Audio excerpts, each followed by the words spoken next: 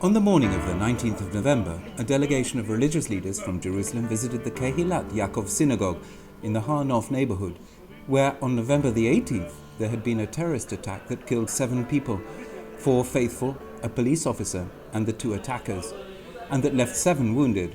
In the delegation were the heads of Christian churches in the Holy Land, as well as Muslim leaders. Your gesture is welcome. If someone criticizes you, pretend not to hear, because your action is welcome. With these words, the religious leaders of Jerusalem were welcomed by the Department of Religious Affairs of the Israeli Interior Ministry.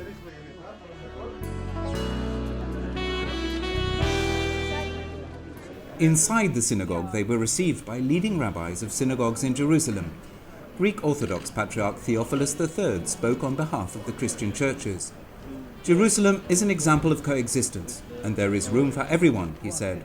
In particular, it is important for the different religions to stick together, because we share the same humanity and the same destiny.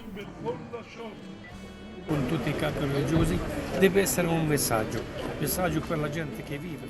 In my opinion, the meeting with all the religious leaders should send a message for the people who live here, a message to the media, to the world outside this land.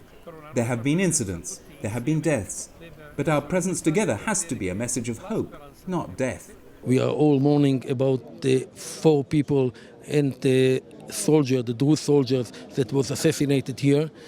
People within their service to God, within the holiest city that is holy to all of us, Jerusalem.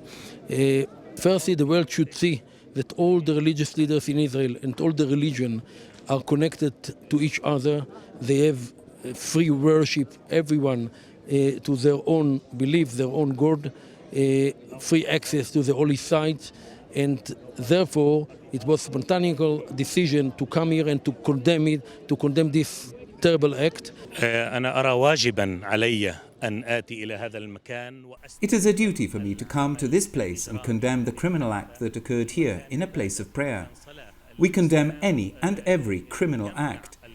Islam forbids Muslims to kill, especially killing the faithful who pray, like those who came to pray in the early morning, according to their ritual.